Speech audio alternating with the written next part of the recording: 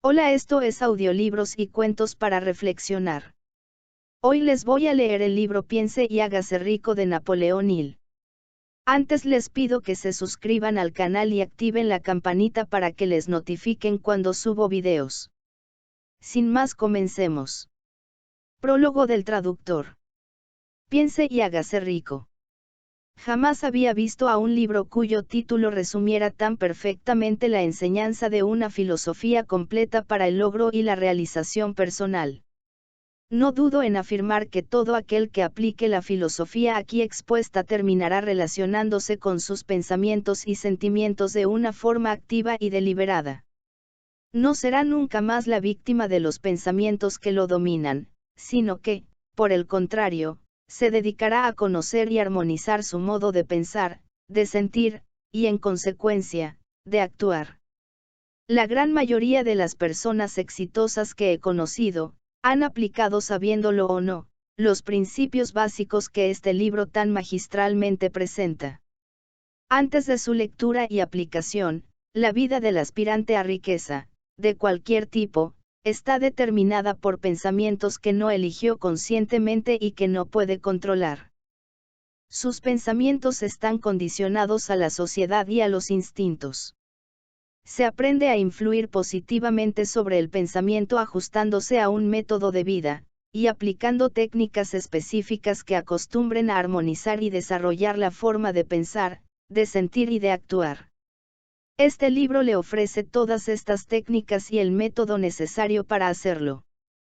Si bien es cierto que algunos de los consejos aquí presentados pueden no adaptarse a nuestra sociedad computarizada de hoy, los 13 pasos hacia la riqueza permanecerán como verdades nobles, universales e inmutables. Todos los seres humanos necesitamos orientación. Piense y hágase rico abarca toda la orientación necesaria para realizar nuestro potencial de riqueza. El resultado de la orientación que Napoleón Hill nos ofrece dependerá en gran medida del discernimiento de cada uno para entenderla, de su esfuerzo por aplicarla, de su confianza para aceptarla y de su compromiso para recibirla. El traductor sugiere entonces al lector que considere este libro como un texto de estudio, no un simple libro de lectura.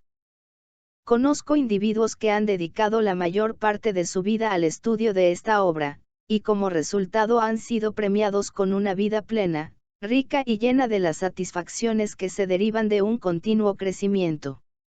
Deseamos que la sabiduría expuesta en este libro le sirva al estudiante sincero para alcanzar una relación armónica con sus propios pensamientos, y como resultado consiga cualquier tipo de riqueza que busque. Palabras del autor. En cada capítulo de este libro, que ha hecho fortunas para centenares de hombres extraordinariamente ricos a quienes he analizado de manera exhaustiva durante muchísimos años, se habla del secreto de cómo hacer dinero. El secreto me lo señaló Andrew Carnegie, hace más de medio siglo. El anciano escocés, astuto y encantador, me lo lanzó sin mayor cuidado cuando yo era apenas un niño.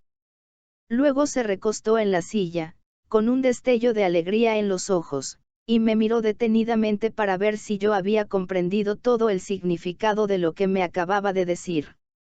Al ver que yo había captado la idea, me preguntó si estaría dispuesto a pasarme 20 años o más preparándome para ofrecérselo al mundo, a hombres y mujeres que, sin ese secreto, podían llevar una vida de fracasos. Le respondí que sí, y con la ayuda del señor Carnegie, he mantenido mi promesa. Este libro contiene ese secreto, puesto a prueba por centenares de personas de casi todas las clases sociales. Fue idea del señor Carnegie que esta fórmula mágica, que le proporcionó una fortuna estupenda, debía ponerse al alcance de la gente que no tiene tiempo para investigar cómo ganan los hombres dinero, y fue su deseo que yo pusiera a prueba y demostrara la eficacia de la fórmula a través de la experiencia de hombres y mujeres de todas las vocaciones. Él opinaba que la fórmula debía enseñarse en todas las escuelas y universidades públicas, y expresaba la opinión de que, si fuese enseñada de forma adecuada, revolucionaría el sistema educativo hasta tal punto que el tiempo que pasamos en la escuela se vería reducido a menos de la mitad. En el capítulo sobre la fe, usted leerá la sorprendente historia de la organización de la gigantesca United States Steel Corporation, tal como fue concebida y llevada a cabo por uno de los jóvenes por medio de los que el señor Carnegie demostró que su fórmula funcionaría con todo el que estuviera preparado para ella. Esta sola aplicación del secreto, ejecutada por Charles M. Schwab, le dio una fortuna inmensa, tanto en dinero como en oportunidades. Más o menos, esa particular aplicación de la fórmula le valió $600 millones. Estos hechos, bien sabidos por la mayoría de las personas que conocieron al señor Carnegie, le dan una buena idea de lo que la lectura de este libro puede reportarle, siempre y cuando usted sepa qué es lo que quiere. El secreto fue revelado a centenares de hombres y mujeres que lo han empleado para su beneficio personal, tal como el señor Carnegie había planeado. Algunos han hecho fortunas con él. Otros lo han aplicado con éxito para crear la armonía en su hogar. Un sacerdote lo empleó con tal eficacia que le reportó unos ingresos de más de $75,000 anuales. Arthur Nash, un sastre de Cincinnati, usó su negocio casi en bancarrota como conejillo de indias para poner a prueba la fórmula. El negocio resurgió y permitió a su dueño hacer una fortuna. Todavía continúa prosperando, aunque el señor Nash ya ha fallecido. El experimento resultó tan sorprendente que los periódicos y las revistas le hicieron publicidad muy elogiosa por valor de más de $1 millón. El secreto fue revelado a Stuart Austin Weir, de Dallas, Texas. Él estaba preparado para recibirlo, hasta el punto de abandonar su profesión y ponerse a estudiar derecho. Tuvo éxito. También relataremos esa historia. Cuando trabajaba como director de publicidad de extensión de la Universidad de La Salle, que entonces era apenas algo más que un nombre, tuve el privilegio de ver cómo J. G. Chaplain, presidente de la universidad, usaba la fórmula con tanta eficacia que hizo de La Salle una de las escuelas de extensión más importantes del país. El secreto al que me refiero es mencionado no menos de un centenar de veces a lo largo de este libro. No se lo nombra directamente, ya que parece funcionar con más éxito cuando se lo descubre y expone a la vista, cuando quienes están preparados pueden captarlo en su búsqueda. Por eso, el señor Carnegie me lo señaló tan tranquilamente, sin darme su nombre específico. Si usted está preparado para ponerlo en práctica, reconocerá este secreto al menos una vez en cada capítulo. Me gustaría tener el privilegio de decirle cómo sabrá si está preparado, pero eso le privaría de muchos de los beneficios que recibirá cuando haga el descubrimiento por sus propios medios.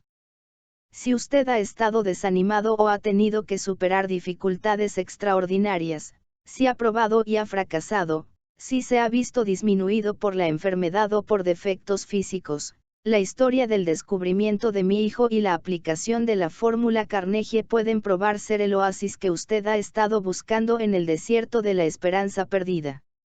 Este secreto fue utilizado por el presidente Woodrow Wilson durante la Primera Guerra Mundial. Fue revelado a cada soldado que luchó en el frente, cuidadosamente disimulado en el entrenamiento que recibieron antes de ir a luchar. El presidente Wilson me dijo que ese fue un factor importante en la obtención de los fondos necesarios para la guerra. Una característica peculiar de este secreto es que quienes lo adquieren y lo emplean se ven literalmente arrastrados hacia el éxito. Si usted lo duda, lea los nombres de quienes lo han puesto en práctica, donde sea que se mencionen, constate usted mismo sus logros y convénzase. Nunca obtendrá nada a cambio de nada. El secreto al que me refiero no se puede obtener sin pagar un precio, aunque éste sea muy inferior a su valor. No pueden alcanzarlo a ningún precio aquellos que no lo estén buscando intencionadamente. Es imposible conocerlo a la ligera, y no se puede comprar con dinero, porque viene en dos partes. Una de ellas está ya en posesión de quienes se encuentran preparados para él. El secreto sirve por igual a todos aquellos que estén preparados para recibirlo. La educación no tiene nada que ver con él. Mucho antes de que yo naciera, el secreto alcanzó a ser propiedad de Thomas Alva Edison, el cual lo utilizó de manera tan inteligente que llegó a ser el inventor más importante del mundo, aunque apenas asistió a la escuela por solo 3 meses. El secreto fue transmitido a Edwin C. Barnes, un socio de Edison, que lo utilizó con tanta eficacia, que, aunque solo ganaba unos $12,000 anuales, acumuló una gran fortuna y se retiró del mundo de los negocios cuando todavía era muy joven. Se encontrará esta historia al comienzo del primer capítulo.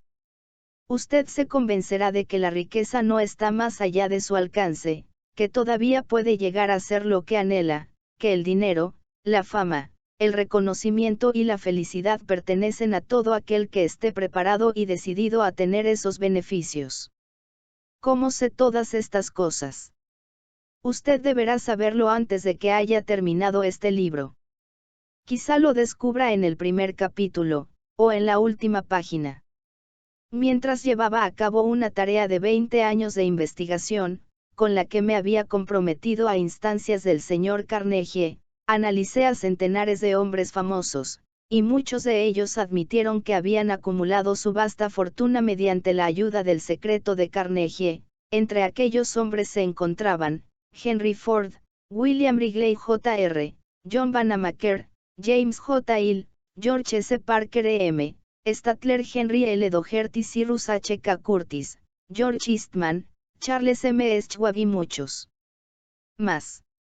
Estos nombres representan apenas una pequeña parte de los centenares de estadounidenses famosos cuyos logros, sean financieros o de otra índole, demuestran que quienes comprenden y aplican el secreto de Carnegie alcanzan posiciones elevadas en la vida. No he conocido a nadie que, inspirado por el secreto, no alcanzara un éxito notable en el campo que hubiera elegido. Jamás conocí a ninguna persona distinguida, ni que acumulara riquezas de ninguna índole, que no estuviese en posesión del secreto. A partir de estos dos hechos he llegado a la conclusión de que el secreto es más importante, como parte del conocimiento esencial para la autodeterminación, que cualquier otro concepto que uno reciba a través de lo que se conoce como educación. ¿Qué es la educación, en cualquier caso? Esto ha quedado explicado con todo detalle. En alguna parte del libro, a medida que usted vaya leyendo, el secreto al que me refiero resaltará en la página y se tornará evidente ante usted, si está preparado para ello. Cuando aparezca, lo reconocerá. Tanto si percibe el signo en el primero o en el último capítulo, deténgase un momento cuando se le presente, y celébrelo, ya que esa ocasión representará el hito más importante de su vida. Recuerde, además, a medida que vaya leyendo, que todo esto tiene que ver con hechos y no con ficción, y que su propósito consiste en transmitir una gran verdad universal mediante la cual quienes estén preparados podrán enterarse de qué hacer, y cómo. También recibirán el estímulo necesario para comenzar. Como recomendación final de preparación antes de que usted empiece el primer capítulo, puedo ofrecerle una breve sugerencia que tal vez le dé una clave con la que reconocer el secreto de Carnegie. Es esta: todo logro, toda riqueza ganada comienza con una idea. Si usted está preparado para el secreto, ya posee la mitad, por lo tanto, reconocerá la otra mitad con facilidad en el momento en que alcance sus pensamientos. Napoleón Hill. Capítulo 1. Los pensamientos son cosas. El hombre que, pensó, en la manera de asociarse con Thomas A. Edison. Desde luego, los pensamientos son cosas muy poderosas cuando se combinan con la exactitud del propósito, la perseverancia y un imperioso deseo de convertirlos en riqueza, o en otros objetos materiales. Hace algunos años, Edwin C. Barnes descubrió lo cierto que es que los hombres realmente piensan y se hacen ricos. Su descubrimiento no surgió de pronto, sino que fue apareciendo poco a poco, empezando por un ferviente deseo de llegar a ser socio del gran Edison. Una de las características principales del deseo de Barnes es que tenía total determinación. Quería trabajar con Edison, no para él. Observe con detenimiento la descripción de cómo fue convirtiendo su deseo en realidad, y tendrá una mejor comprensión de los principios que conducen a la riqueza. Cuando apareció por primera vez en su mente, Barnes no estaba en posición de actuar según ese deseo, o impulso del pensamiento. Dos obstáculos se interponían en su camino: no conocía a Edison, y no tenía bastante dinero para pagarse el pasaje en tren hasta Orange, New Jersey.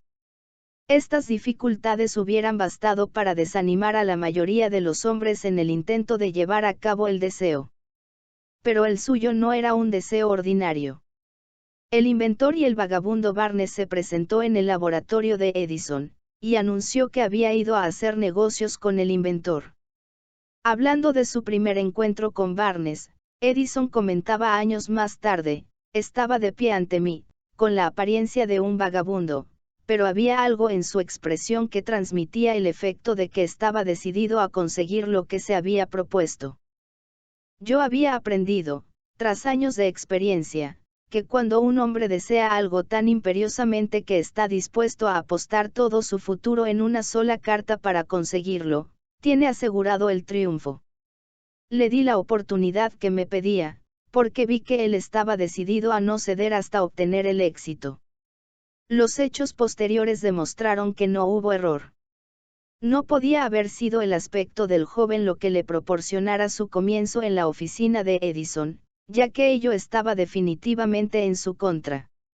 Lo importante era lo que él pensaba. Barnes no consiguió su asociación con Edison en su primera entrevista. Obtuvo la oportunidad de trabajar en el despacho de Edison, por un salario insignificante. Transcurrieron los meses. En apariencia, nada había sucedido que se aproximase al codiciado objetivo que Barnes tenía en mente como su propósito inicial y decidido. Pero algo importante estaba sucediendo en los pensamientos de Barnes. Intensificaba constantemente su deseo de convertirse en socio de Edison. Los psicólogos han afirmado, con todo acierto, que, cuando uno está realmente preparado para algo, aparece. Barnes se hallaba listo para asociarse con Edison. Además, estaba decidido a seguir así hasta conseguir lo que buscaba. No se decía a sí mismo: oh bueno, ¿para qué insistir? Supongo que acabaré por cambiar de idea y probaré un trabajo de vendedor. En vez de eso, se decía: he venido aquí para asociarme con Edison, y eso es lo que haré aunque me lleve el resto de la vida. Estaba convencido de ello. ¿Qué historia tan diferente contarían los hombres si adoptaran un propósito definido, y mantuvieran ese propósito hasta que el tiempo lo convirtiese en una obsesión obstinada? Quizás el joven Barnes no lo supiera en aquel entonces, pero su determinación inconmovible, su perseverancia en mantenerse firme en su único deseo, estaba destinada a acabar con todos los obstáculos, y a darle la oportunidad que buscaba. Los astutos disfraces de la oportunidad. Cuando la oportunidad surgió, apareció con una forma diferente y desde una dirección distinta de las que Barnes había esperado. Ese es uno de los trucos de la oportunidad. Tiene el curioso hábito de aparecer por la puerta de atrás, y a menudo viene disimulada con la forma del infortunio, o de la frustración temporal. Tal vez por eso hay tanta gente que no consigue reconocerla. Edison acababa de perfeccionar un nuevo invento, conocido en aquella época como la máquina de dictar de Edison. Sus vendedores no mostraron entusiasmo por ese aparato. No confiaban en que se pudiera vender sin grandes esfuerzos. Barnes vio su oportunidad, que se había colado discretamente, oculta en una máquina estrambótica que no interesaba más que a Barnes y al inventor. Barnes supo que podría vender la máquina de dictar de Edison. Se lo sugirió a este, y, de inmediato, obtuvo su oportunidad. Vendió la máquina.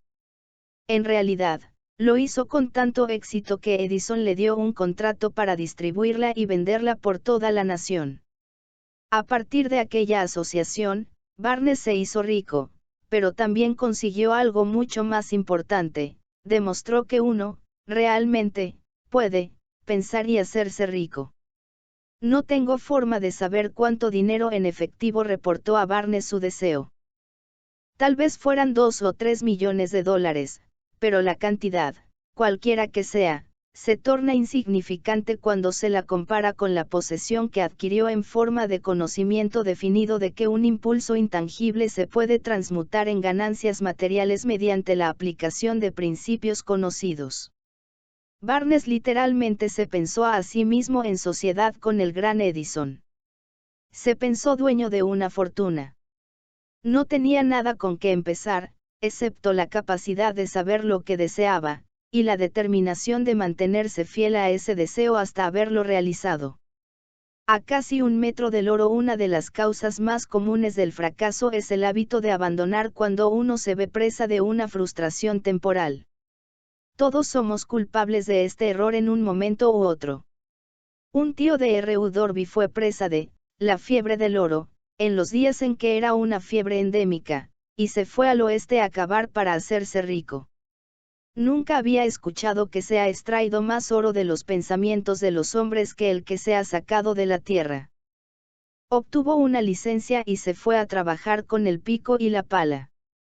Después de varios meses de trabajo fue recompensado con el descubrimiento del brillante mineral. Necesitaba maquinaria para extraer el mineral a la superficie.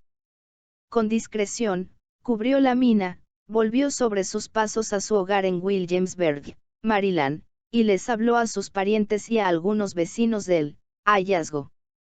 Todos reunieron el dinero necesario para la maquinaria, y la enviaron a la mina. Dorby y su tío volvieron a trabajar en ella. Extrajeron el primer carro de mineral y lo enviaron a un fundidor. Las utilidades demostraron que poseían una de las minas más ricas de Colorado. Con unos pocos carros más de mineral saldarían todas las deudas. Entonces empezarían a ganar dinero en grande. Hacia abajo iban los taladros. Hacia arriba iban las esperanzas de Dorby y de su tío. Entonces sucedió algo. El filón de mineral brillante desapareció. Habían llegado al final del arco iris, y la olla de oro no estaba allí. Perforaron en un desesperado intento para volver a encontrar la veta, pero fue en vano. Finalmente, decidieron abandonar.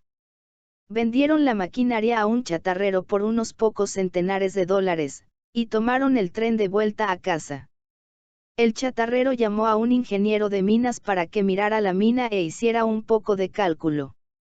El ingeniero le informó de que el proyecto había fracasado porque los dueños no estaban familiarizados con las líneas de falla. Sus cálculos indicaban que la veta reaparecería casi a 1 metro de donde los Dorby habían dejado de perforar. Allí fue precisamente donde fue encontrada. El chatarrero extrajo millones de dólares en mineral de aquella mina porque supo buscar el asesoramiento de un experto antes de darse por vencido. Nunca me detendré porque los hombres digan no. Mucho tiempo después, el señor Dorby se recuperó sobradamente de su pérdida, cuando descubrió que el deseo se puede transmutar en oro. Eso le ocurrió después de que ingresara en el negocio de la venta de seguros de vida. Recordando que había perdido una inmensa fortuna por haber dejado de perforar a casi 1 metro del oro, Dorby aprovechó esa experiencia en el trabajo que había elegido, con el sencillo método de decirse a sí mismo, me detuve a casi 1 metro del oro, pero nunca me detendré porque me digan no cuando les pida que compren un seguro.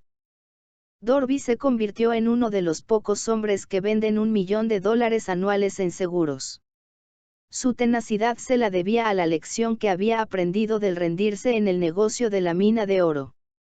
Antes de que el éxito aparezca en la vida de cualquier hombre, es seguro que éste se encontrará con muchas frustraciones temporales, y tal vez con algún fracaso.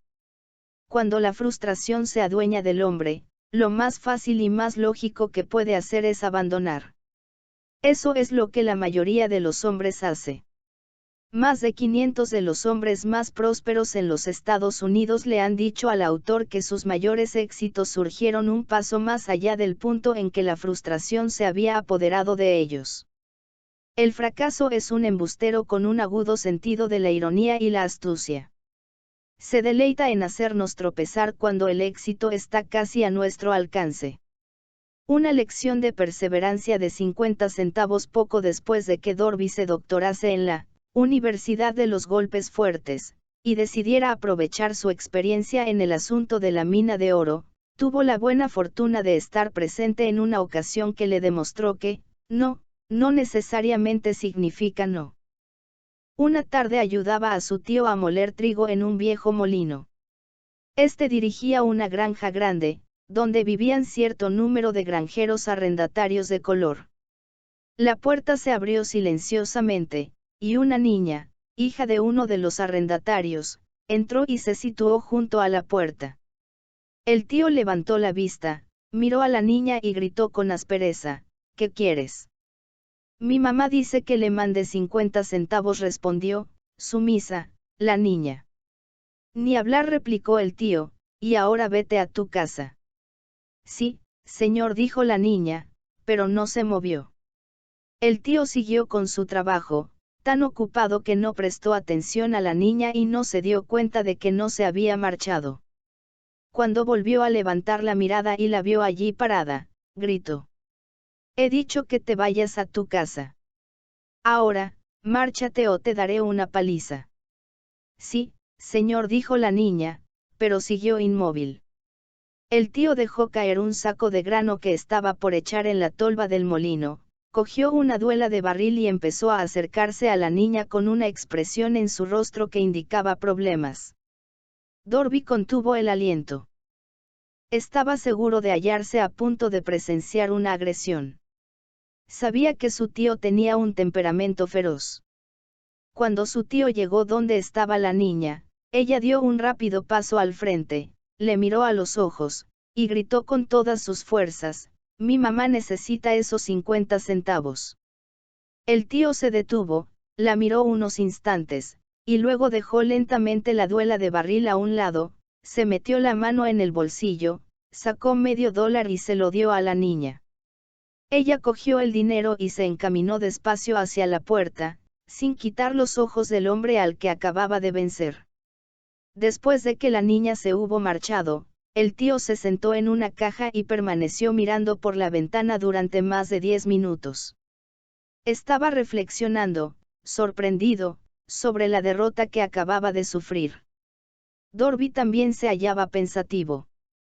Esa era la primera vez en su vida que había visto a una criatura de color dominar a un blanco adulto. ¿Cómo lo había hecho? ¿Qué le había ocurrido a su tío para que perdiera su ferocidad y se volviera tan dócil como un cordero? ¿Qué extraño poder había empleado esa niña para hacerse dueña de la situación? Estas y otras preguntas similares destellaban en la mente de Dorby, pero no halló las respuestas hasta muchos años después, cuando me relató la historia. Curiosamente, el relato de esa inusual experiencia la escuché en el viejo molino, el mismo sitio donde su tío recibió esa lección. El extraño poder de una niña. En aquel viejo molino polvoriento, el señor Dorby me relató la historia del extraño triunfo, y terminó preguntándome: ¿cómo entiende esto? ¿Qué extraño poder tenía esa niña, para dominar por completo a mi tío? La respuesta a esa pregunta la encontrará en los principios que se describen en este libro. La respuesta es categórica y completa. Contiene detalles e instrucciones suficientes para que cualquiera comprenda y aplique la misma fuerza con la que ella se encontró de forma accidental. Manténgase alerta, y observará el extraño poder que acudió en ayuda de la niña. Tendrá un atisbo de ese poder en el próximo capítulo. En alguna parte del libro encontrará una idea que aguzará sus poderes receptivos, y pondrá a su alcance, para su propio beneficio, ese mismo poder irresistible.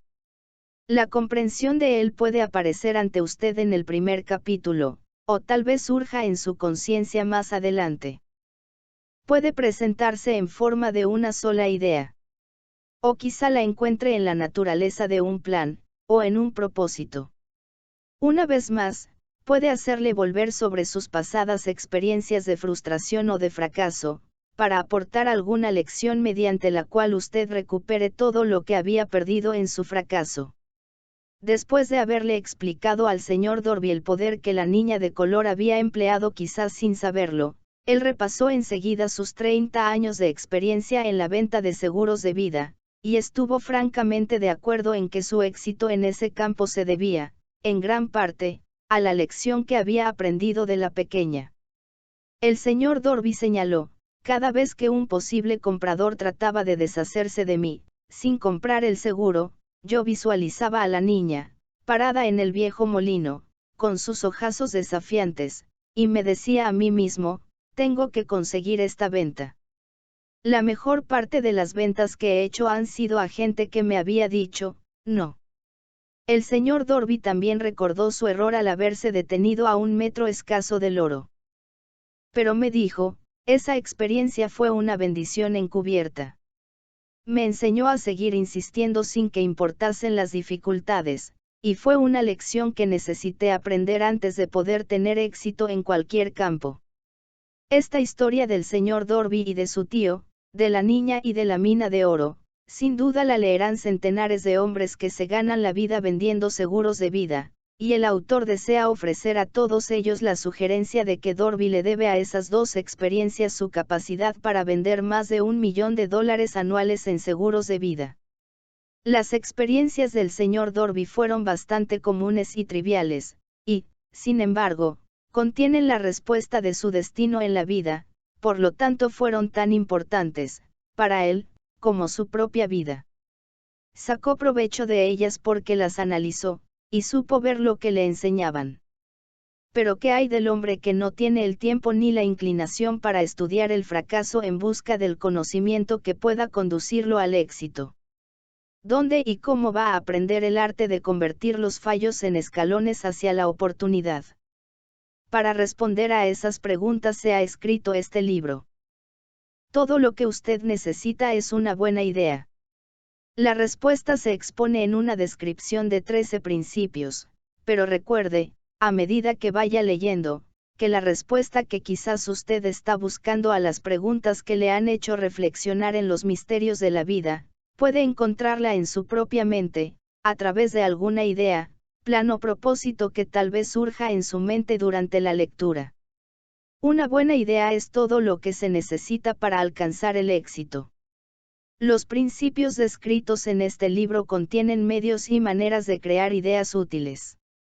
Antes de seguir adelante con nuestro enfoque para describir esos principios, creemos que merece la pena recibir esta importante sugerencia. Cuando las riquezas empiezan a aparecer, lo hacen con tanta rapidez, y en tal abundancia, que uno se pregunta dónde habían estado escondidas durante todos esos años de necesidad. Esta es una afirmación sorprendente, y tanto más si tenemos en cuenta la creencia popular de que la riqueza premia solo a quienes trabajan duro durante mucho tiempo. Cuando usted comience a pensar y a hacerse rico, observará que la riqueza empieza a partir de un estado mental, con un propósito definido, con poco trabajo duro, o sin ninguno. Usted, y cualquier otra persona, pueden estar interesados en saber cómo adquirir ese estado mental que atraerá la riqueza. He pasado 25 años investigando porque también yo quería saber, cómo los ricos llegan a ser ricos. Observe con mucha atención, tan pronto como domine los principios de esta manera de pensar, y empiece a seguir las instrucciones para aplicar esos principios, que su nivel económico empezará a crecer, y que todo lo que usted toque comenzará a transmutarse en haberes de su propio beneficio. Imposible.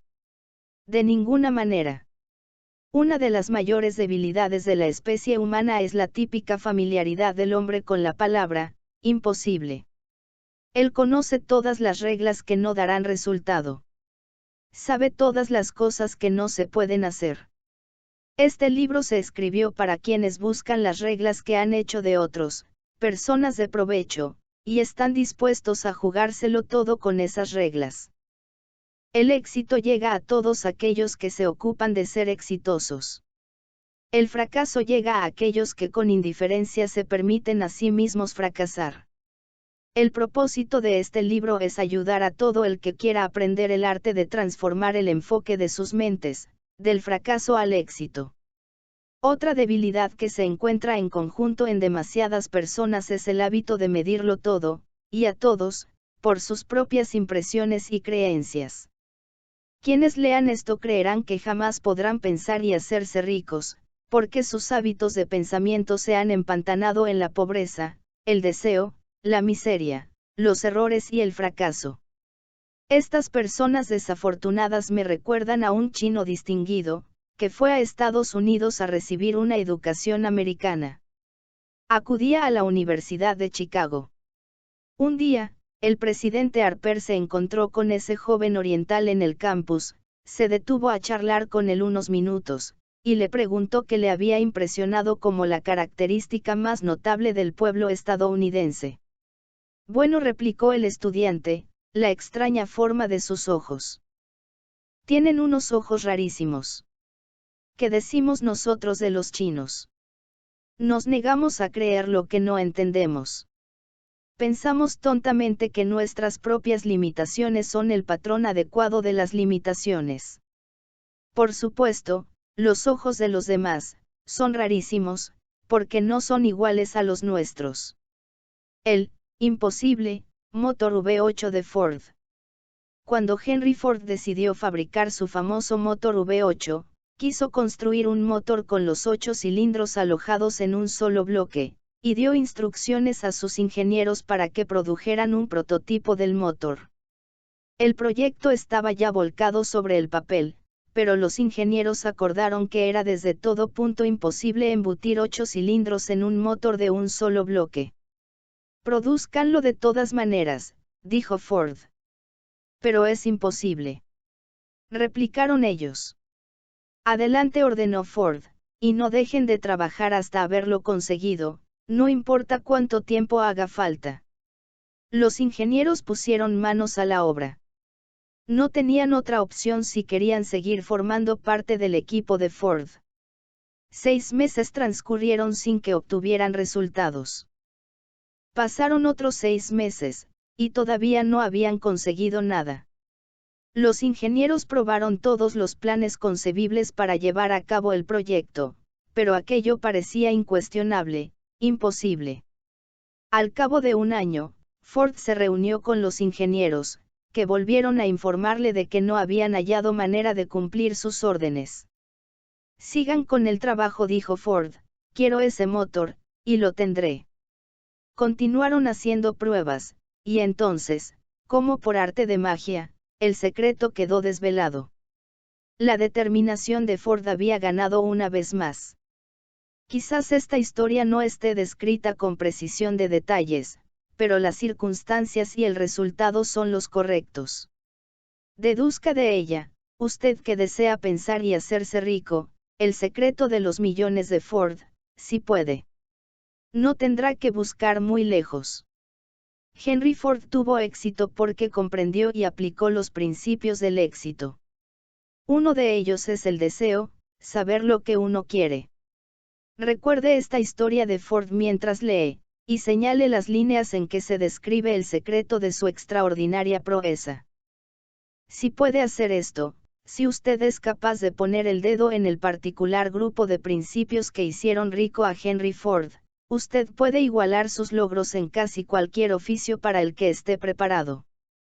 Porque es usted, el dueño de su destino. Cuando Henley escribió sus proféticas palabras, soy el dueño de mi destino, soy el capitán de mi alma, debería habernos informado de que nosotros somos los dueños de nuestro destino, los capitanes de nuestra alma, porque tenemos el poder de controlar nuestros pensamientos. Mi alma, debería habernos informado de que nosotros somos los dueños de nuestro destino, los capitanes de nuestra alma, porque tenemos el poder de controlar nuestros pensamientos.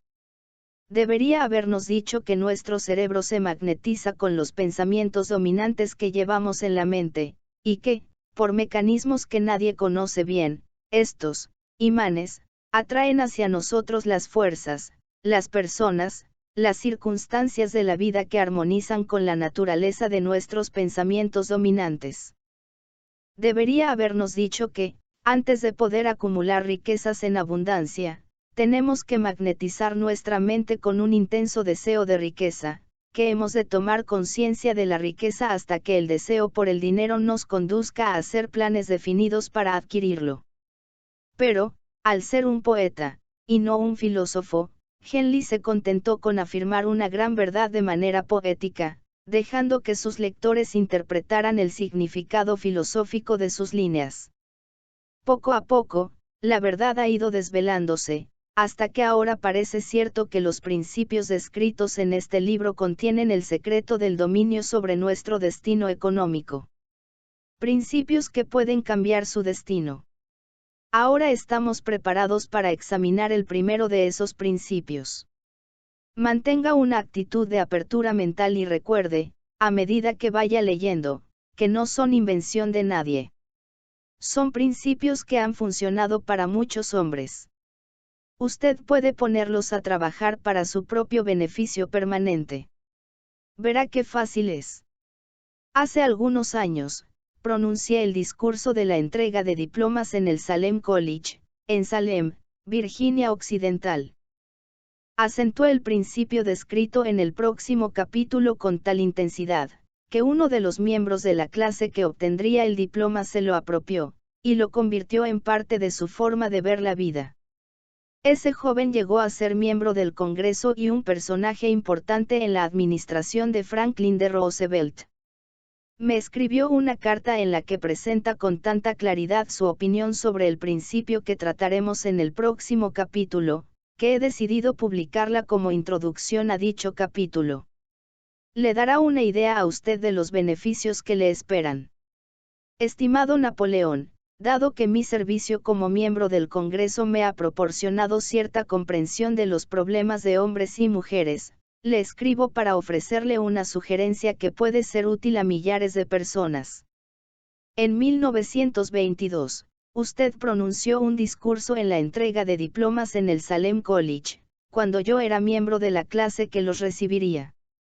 En aquel discurso, usted plantó en mi mente una idea a la que debo la oportunidad que ahora tengo de servir a la gente de mi estado, y que será responsable, en gran medida, de cualquier éxito que yo pueda alcanzar en el futuro.